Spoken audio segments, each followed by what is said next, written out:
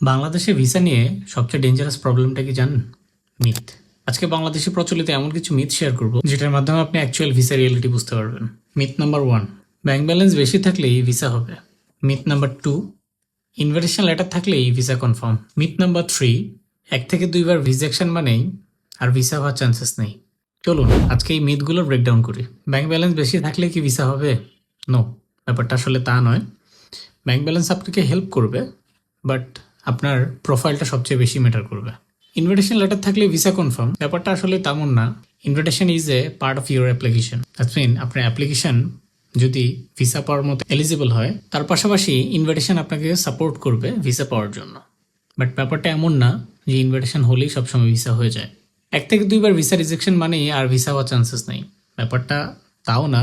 Visa rejection just a feedback, এটা আপনার failure না। তারা মনে করেনি আপনি এলিজিবল। সো আপনি আপনার এলিজিবিলিটি কারেক্ট করে আপনি মেনি টাইম অ্যাপ্লাই করতে পারেন।